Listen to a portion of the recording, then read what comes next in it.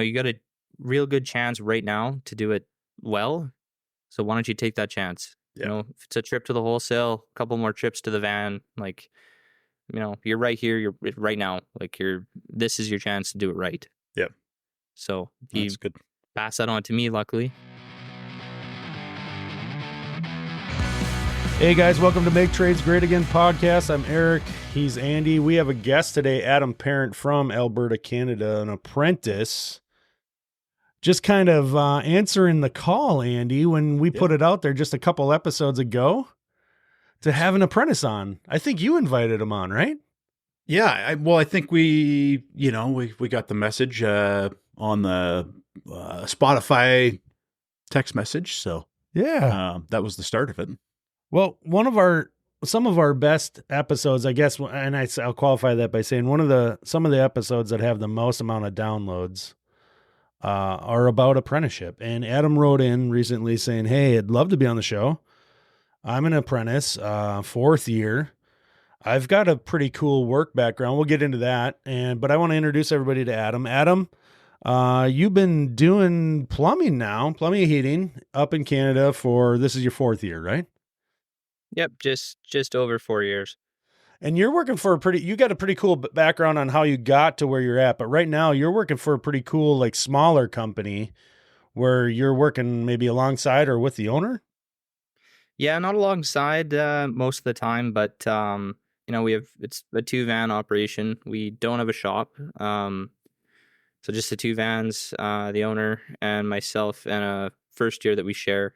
And he's kind of on like a who needs a most basis. Yeah. In a sense. So, but yeah, we primarily residential install and service. Excellent. We get into a little bit of light commercial stuff, but yeah, we're beyond busy at the moment. That's awesome. That's great to hear. Your background, though, as you started out, you were working, was it residential, like new construction for a bigger outfit? Yep, residential new construction. A lot of rough ends, a lot of running, that kind of thing. Yeah, lots of stairs up and down. I think I've said this before, Andy, but we call that, in the Twin Cities here, we always called it tennis shoe shops. You ever heard that? Have I ever said that on here? No. Basically like, go, go, go, go, go. We're not giving you enough time to do this job, so you better run. You know what I mean? Right. Like that kind of thing. Sound familiar, Adam? Yeah, it does. Yeah, that certainly fits the bill. So how old are you? I'm 24 years old. Okay, so you started basically right after high school, not too far outside of high school. You started an apprenticeship for plumbing. Give me an idea what that means. Like, do you have other friends in your age group that you grew up with, or that are looking at trades jobs or working in trade jobs currently? Well, like, I don't know, out of my graduating class, like, I pretty much kept up with all the tradesmen. There was about 5 of us, so it wasn't hard. Yeah. But yeah, I've got a couple buddies that are electricians, a couple guys that are tinsmiths, and then I don't know, majority of my friends are plumbers, I guess, but that's kind of by proxy. It's not not guys I graduated with per se, but guys around the same age that we just keep in touch. But yeah, I don't know. It wasn't a popular option when I joined 4 years ago. So out of my graduating class, I believe there was about, give or take, 225 of us. And like I said, I know there was 5 that went directly into the trades. Yeah. So there could be more now, but right off the hop, it wasn't booming. So you just mentioned this, so I'll ask you. It was not the popular option. Why did you do it? What took you there? My dad's a plumber. Okay.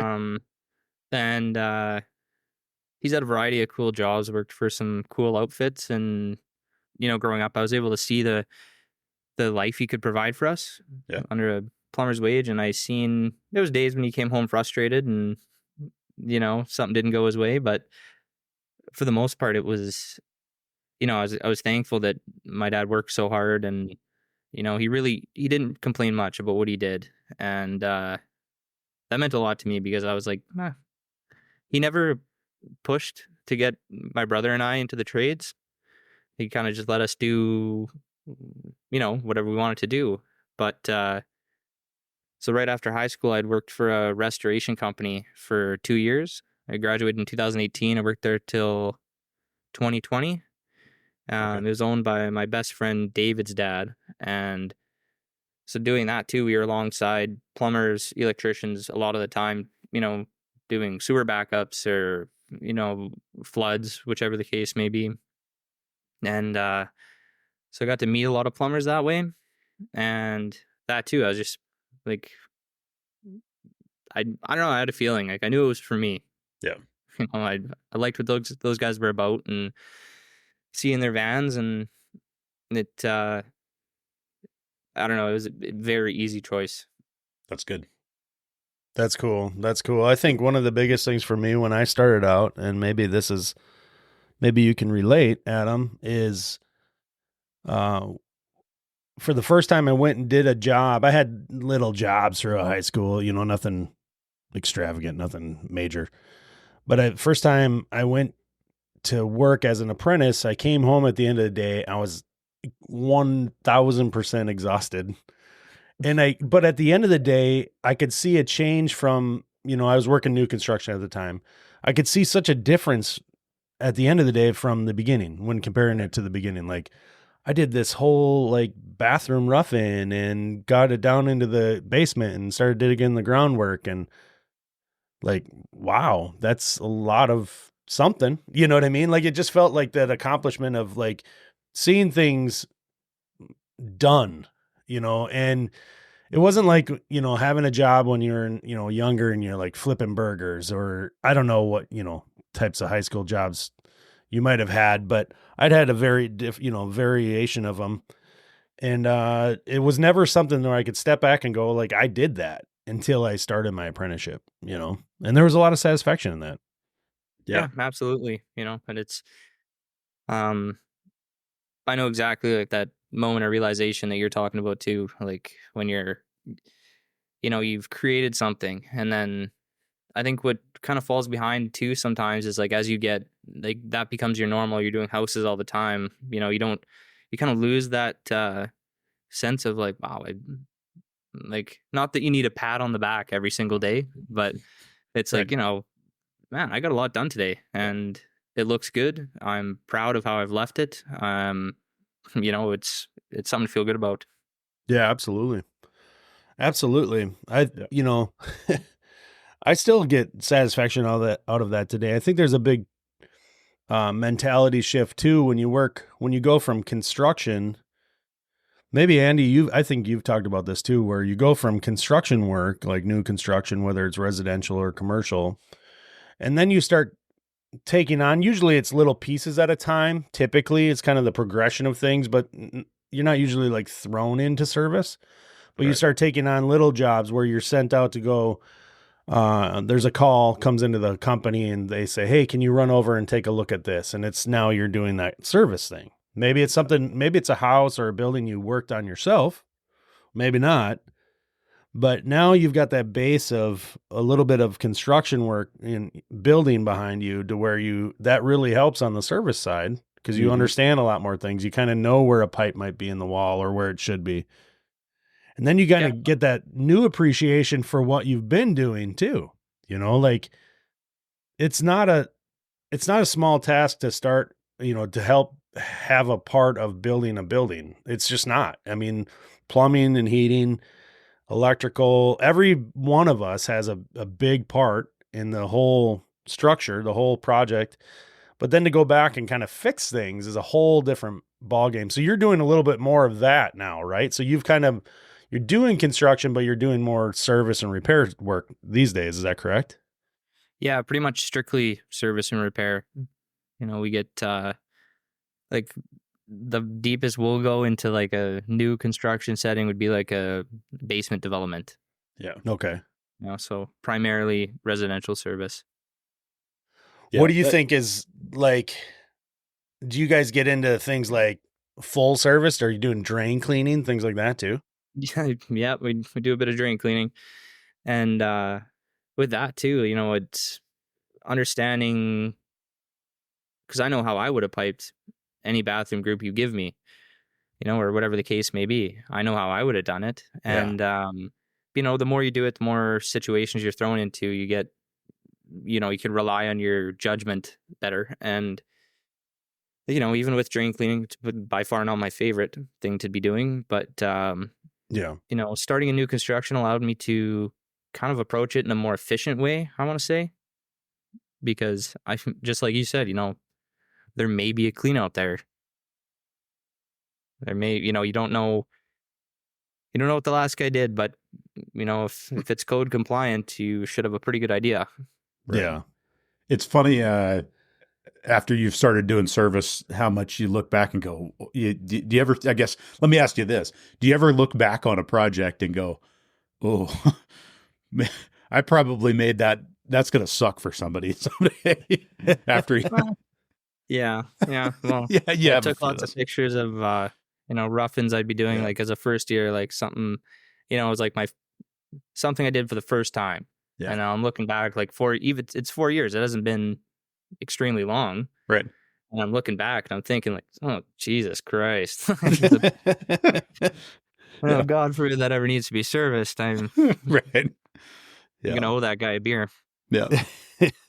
Yeah. I got a few fan coils in a building downtown that I think I was a part of that. I may have been the one that hung them too close to the wall. Oh, for service work? Yeah.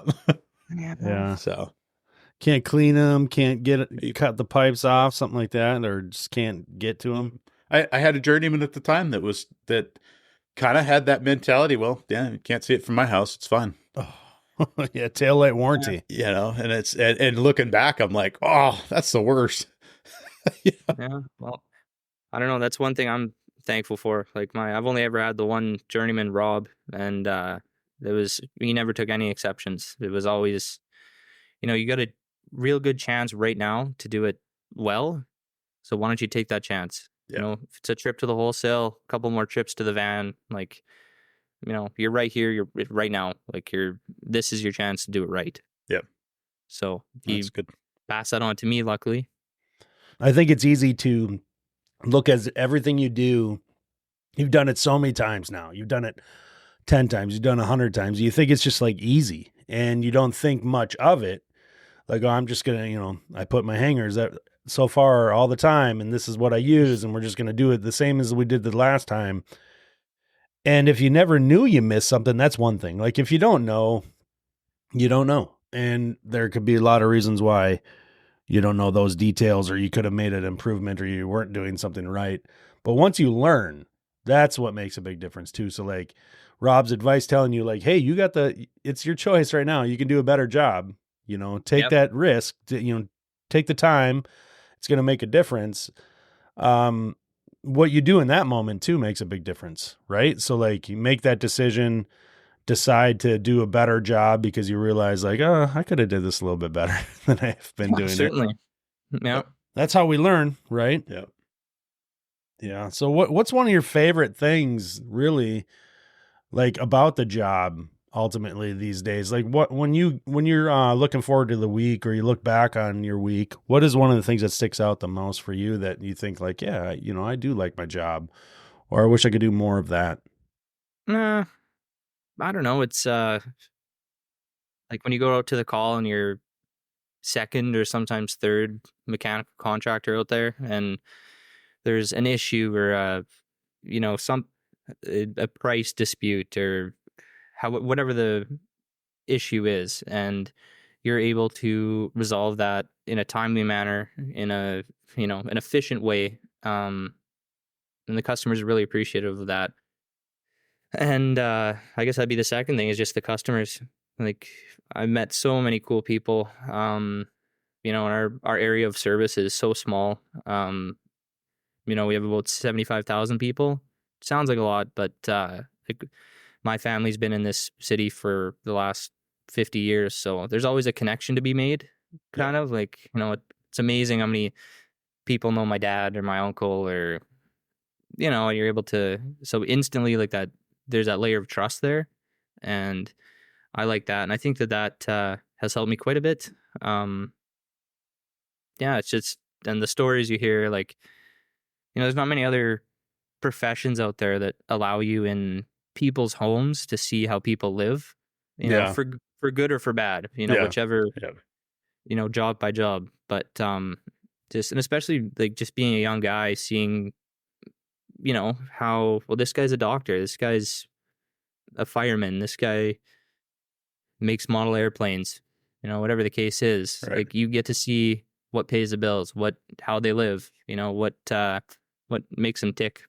And it's cool, it's neat. And yeah, I always got time for a conversation, any service call. If you want to talk to me or you got a story, if I'm the only guy you're going to see this week, then let me have it. I'm all ears. Yeah. I think that's probably one of my favorite parts of service. Is less, I enjoy doing the work, obviously been doing it, 20 plus years, but, I think I remember one of my very first residential installs where it was kind of like a retrofit. I was installing a mini split AC unit, for this lady. I heard the name was Carol. I can't remember her last name now. Doesn't matter. Anyway, so I put the indoor units in, just working my way to the outside of the house, and I come outside of, maybe it was after lunch or something, and there's a lawn chair sitting out by the outdoor unit, and I'm like, oh, that's weird. All right, whatever.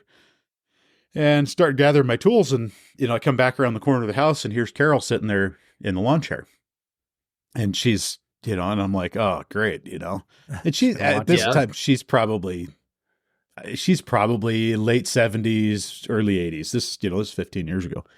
And I'm like, oh, this is gonna suck, Here's this little old lady's gonna bug me while I do this install, And I remember, her sitting there, and okay, I'm a nice guy, I'll, make small talk with her and try and focus on doing this install, because I was green. I didn't know much about AC stuff yet. I mean, I knew enough about it, but it was probably one of my early solo installs, and trying to remember all the steps of, getting these line sets right and whatnot. And I remember her, somehow we got on the subject of, like, Carol, what did you do? What's your story? And she kind of went off, and she was a flight medic in World War II. Huh. And so she, it was just this cool thing. So when critically injured patients were basically moving from the, battleground to England or whatever, she was a nurse that was on these transport planes. And then after she got out of the war, she was, a flight attendant for, I don't remember who it was, American or something like that, for like 40 years, and it was just this like, holy cow, this is really cool. But it was that kind of having her tell that story that was like, yeah, that's a cool story that had led me down that path to, when customers come in and want to know what you're doing and want to see what you're doing, is have a conversation. What's their, what's their story? And I wish that I had written down more of it, because it'd probably make a pretty freaking cool book. Yeah. To 100%. write down some of the stories of the people, not necessarily the story of the people, but just the stories themselves, I think is probably my favorite thing about it. Yeah. Because everyone's got a story, some, oh yeah, some cooler than others, but yeah, they just need a chance to tell it, and the plumber's the right guy, I guess. Apparently. Well, you're there. Yeah. Some cases they just need somebody to talk to. I've learned that over the years too. I've got a lot of clients that they do seem to truly enjoy your company, and that's pretty cool. That's an honor. I mean, they've asked you into their house, like you say. There are not a lot of jobs like that. They usually don't call you when they're having a good day. It's often not the case, and that's what our job is. So that's interesting. So you've worked with just a handful of different people. You brought up Rob, good guy over. We know him from Instagram too, but like, I think you said you worked with your brother for a little while. How was that? Yeah, it was good. My brother, well, he had worked a year, commercial, just over a year, and then that project had come to an end. He had got laid off at the company he was at, and I said, "Well, why don't you come work with me, man? Like, be a sweet little operation." And so yeah, he came over, and I was a first year at the time, and then we had worked together for about 3 or 4 months then, and then I went off to school, and then I came back, and by that time, like in the meantime, when I was in school, they'd put him with a journeyman, and not long after the time I'd gotten out of school, he was running his own van. So, Oh wow. and yeah, he was 19, and it was just that's a lot for a young guy, and he killed it. He's a crazy plumber, and yeah, but it was good. We were both still living at home at the time too, so that made it a little bit interesting. We always used to hang out in the basement and watch our show together or whatever, and we kind of stopped doing that. And Yeah. I remember my mom asking me like, "Why you guys don't hang out anymore downstairs? Like he's upstairs, I'm downstairs," and I'm like, I just spent 9.5 hours with the guy. Yeah. We've Yeah, we don't have anything to talk about now. yeah, And I but, got to spend tomorrow with them too. Yeah. So yeah, and the next foreseeable future. yeah, Right. yeah, Oh. exactly. Yeah. But then he went to school, and he's like almost exactly 1 year behind me. He just started his third period on Monday here. And but then there was a period, I don't know, about a year ago when we were both third years, and I think the shop I was at were short on vans or whatever had happened, and they put us back together, and we were together for like a good 8-9 months. Yeah. And yeah, it was sweet. I mean, it's a good guy to spend the day with. That's good. And it was just like, it's just so nice to not have to check up on his work, and he doesn't have to check up on mine like Yeah. it would be having a helper or an apprentice. Like if we ever had a dispute, it was because his way was better, or his way was quicker, or my way was better. Yeah. And no, you should have done it this way. Yeah. But it was all for good reason. He and I think we kind of just fed off each other, and we learned a lot. We had done a couple larger scale boilers in terms of the residential application, and yeah, I look back at some of my best memories of being locked in that mechanical room with my brother, and we probably ran through a couple episodes of your guys' show, and That's just, awesome. got down to business. So Well, I liked it. I liked the pace. Speaking of the podcast, like, what are you doing, like, outside when you're not in school? Like, I'm sure you're online, you're looking at social media. Are you learning things there? Or I mean, obviously it's entertainment, but what are some of the things that you're doing, in addition to just going on Instagram or TikTok or something like that? Like, is it podcasts? Are you, watching training webinars, things like that? I'm curious Yep. because I know Andy and I, we actually met because of that kind of stuff. Like, we actually Yeah. met each other because of, like, basically like online community training, that kind of stuff. Yeah. And we've Yeah. got I'm going to go out on a limb and say it'll be a lifelong friendship from it, but we've learned Yeah. so much, and we're still learning every single day. But I'm wondering what you're doing as an apprentice. Is it probably a lot of the same stuff, I bet. Yeah, it's there's so much online literature out there, like, and I find like there's the entertainment side of things, like on TikTok and guys making videos that are, it's entertainment, it's informative as well, but I don't know, like the Coffee with Kalefi, that's a huge one. I've been tuning in for some time now, Yeah. and watching their video by video by video, and your guys' podcast again. There's a variety out there. Like, I know Navian as a company has a lot of online presence, and anything you'd ever want to read, along with most major hydronics manufacturers. So even, I find myself at night going through different manufacturers, looking through their schematics, wiring diagrams, seeing, because I view it very casually. Like, I'm not studying it by any means, but then whenever I have to size up or design a system for a retrofit, I seem to remember those points of like little things I've read when I was scrolling through my phone in bed, and it sticks with me, and it can certainly help out. Yep. Like, there's a ton of stuff out there, and I think, for lack of a better word, like, you'd be dumb not to check it out. Yep. It's all out there, and because I don't have any problem scrolling through TikTok for 45 minutes on end every night. So instead of doing that, try and do something a little bit more productive, and still, luckily for me, I find it interesting as well. So it doesn't feel like much of a chore.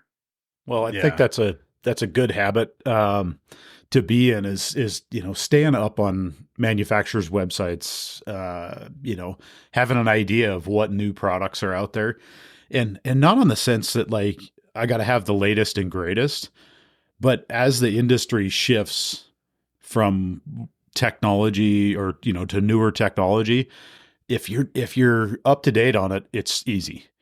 Right. Yep. Because it's not new. Right. You've seen that, you've heard that, you've done that. Maybe I had a journeyman that I worked with when I first started service that had told me, I'm trying to remember what the deal was. Something along the lines of like, if you don't keep up with technology, it'll pass you. Right. And I think it goes with the guy with the gas valve stuff. Yeah. The old guy. I remember. And he says, well, hey, here's a prime example. Every boiler that I used to work on had a standing pilot, no electronic ignition, no flue dampers, no nothing. Just had an aquastat and a gas valve, right? That's the way the old ones were. And, maybe a rollout switch. And he goes, eventually all of these safeties start coming along, and the boiler is more electronic than it is, hydronic. Or mechanical. And he goes, as soon as the electronic ignition control came out, he goes, I got a opportunity to go to a training class. He goes, everybody's seen whatever, the Honeywell S8910U or 8610U control board, right? In a little black box, and it's your ignition control. And, we all take it for granted now because that's like super old technology. Yeah. But he goes, when that was new, nobody knew how to work on them. It was that fandangled electronic, magic box, the magic Sparky box. Yep. And he goes, I got an opportunity to go do some, a morning training or whatever on like how to diagnose this thing. And it wasn't hard. And he goes, it wasn't scary anymore. And he goes, but I took that training, and he goes, I remember here in Missoula, he goes, there was this large group of individuals who had no clue how that thing worked. And he goes, I was one of 10 at the time that had taken this training that were like, oh, this is easy. I got this. And all of a sudden, he goes, at the shop I was working at, I became the guy that was working on electronic ignition. If it had electronic ignition, send Chris. Yeah. And he goes, that was a little tidbit of like, that he passed on to me is like, don't ever fall behind, just stay current. You don't have to install the newest, greatest thing, but know about it. Yeah, for sure. So, yeah, that's great advice. I think I encounter, like I start getting in my head a little bit once in a while, because these manufacturers of boilers, water heaters, furnaces, you name it, are coming out with new product all the time, and staying, aware of it and learning it and going to a training offered by, maybe it's my supplier or the rep or something like that is super valuable, because I'll get in my head thinking, well, do I need to install something? So like when I have to go service it, I know what's up. And it's like, well, it's not even like logical, because I can't install every new model from every manufacturer out there. It's just not going to work. It's not good for my business, and it's not logistically possible. But having the training and just knowing of it and learning as much as you can, or just being aware, is going to be, one step ahead too. So, and honestly, Absolutely. most of this stuff is pretty common from, like like they're not inventing technology, really anymore. It seems like they're just making it, they're all kind of doing the same thing, different box, different paint. You know what I mean? Yeah, for sure. Like whenever I get a new boiler, like I want to be excited to open it and hang it. I don't want to be scared of how I'm going to connect my phone to it. So like going into, whichever, like we can use like Navian, for example. But, if you get into a habit of, like I said, like everything's online, like you can look through so much.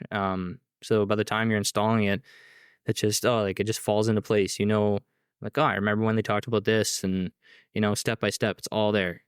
And yeah, like, and you're right too. Like if you're not installing the newest boilers of varying brands, like chances are, if you're doing hydronic service, you're going to come across it eventually.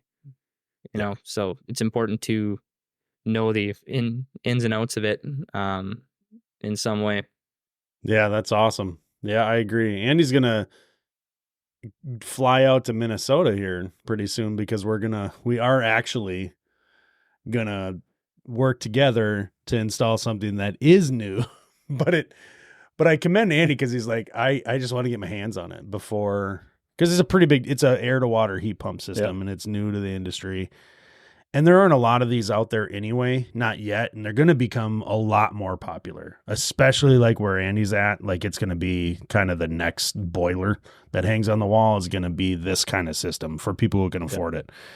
And I'm sure the price will come down and everything, but hands-on in this case is going to make a big difference because we have the working knowledge of how it works.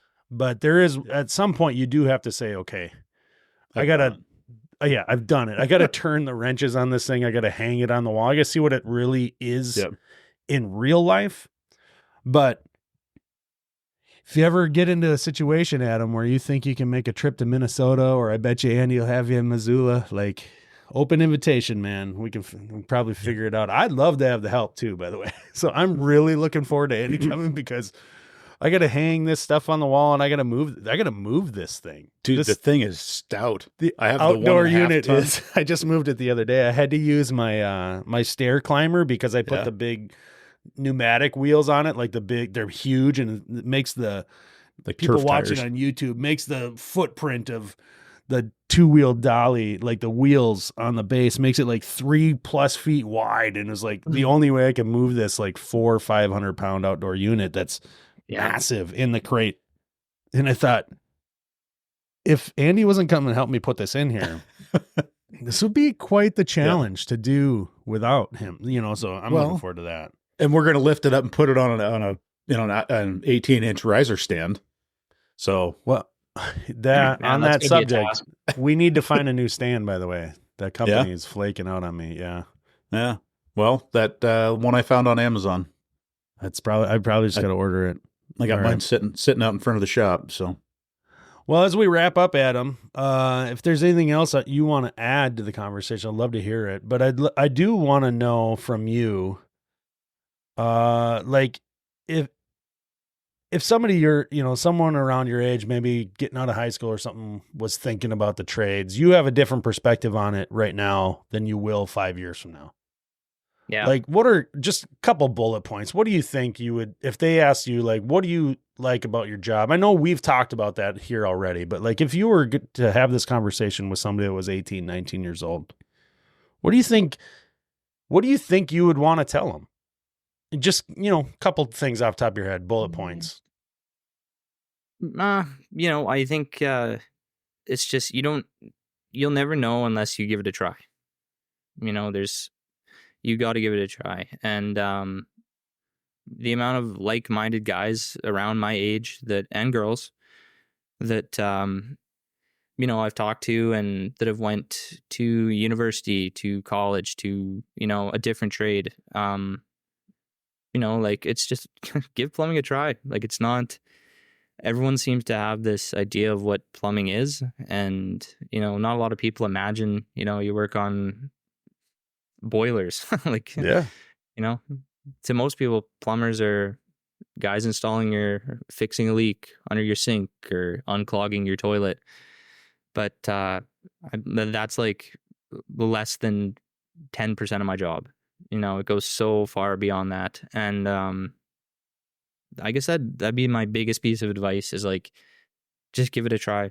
You'd be surprised as to how much you like it. And you don't need to be super analytical. You just need to be present. And if you can, keep up with that and show up, and, it's a great career, and you'll make a great career for yourself. And you'll find how quickly you become interested in what you do, rather than, because it's even from like day one, like I never viewed it as a job.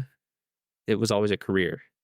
Yeah. Like I had a long-term kind of mindset approaching it, which you don't necessarily have to go into any trade thinking that way. But, for me, it helped me remain invested in what I was doing. And I think that's carried me to the point of where I'm at right now. Because it takes nothing. Like, I'm excited to go to work every day. It doesn't have to be a special project. I'm not, it's whatever I'm doing. I'm up early. I'm happy to do it. And, it's just, whether it's electrical, HVAC or plumbing, there's something, like, there's great variation too. Like, if you don't like one trade, it doesn't mean you won't like the trades. There's there's so many different options out there. Yeah, that's a great statement, because I can think of 2 or 3 things right now that I would never want to do. And they're great trades, just not for me, man. Yeah. Well, I don't know. I'd prefer not to be a roofer. I think I'd stay off the roof. That's my number one. Second would be concrete. Yeah, concrete. Yeah. It's a bit of a tough go, I think. I don't mean, know. I have a good friend who Sheetrock. does drywall. Yes. There you go. There's the third one. Boom. We just hit him. But Knock who's to those say, man, ducks out of the sky. What's that? What if I tried roofing one day and I really enjoyed it? I've Just tried no it. chance, but it could happen. I tried it. I did it on my own. And I look back at that and I think, yep, I did that. And then I also did sheetrock. Didn't tape it, because I already can tell you I'm not going to be good at that. My attention span is not for taping and mudding and, the finishing side of it. But I did that, and these were both on my own houses, and I'd love to see what that looks like now, about 25 years later, and think, I wonder if if it's still there. I bet you the walls don't look that good. I'll tell you that much right now. Yeah. That's awesome. Andy, unless you've got something else to add, I think we had a good episode here. It was really cool having Adam on. No, I'd just like to thank Adam for joining us this morning. I assume you're getting ready to head off to work too. So, yeah, that's right. I'm be heading off to pick up Johnny here quickly. That's awesome. That's awesome, Adam. I do appreciate you taking the time to write in, and I'll remind everybody too. You don't have to be on the show. Maybe you will be on the show. It's up to you. But we love hearing from you, and you can do that pretty easily. You can send us a message over on Instagram. There's a link in your podcast app like Apple or Spotify right there underneath the show description that you can text us. And Adam, you sent us a text, right? I did, yeah. Yeah. We can't respond to your text, but we will try to respond in a recording or reach out in other ways, like I said, Instagram. If you're watching this video on YouTube, it's obvious there. Just leave us a comment, right? And I'm looking for those comments all the time. Yep.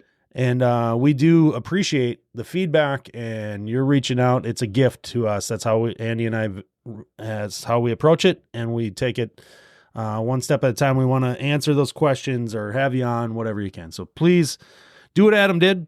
Reach out, let us know how we're doing. Or lastly, Andy, they could email us, right? They can. Make trades great again at gmail.com. Big long email, but send it away. Do your best. It's the longest email we say, Adam. That's the longest email Gmail would give us. Make trades great again. I believe it. All right, guys. I appreciate it. I hope you have a great day, everybody. Have a good one. See ya.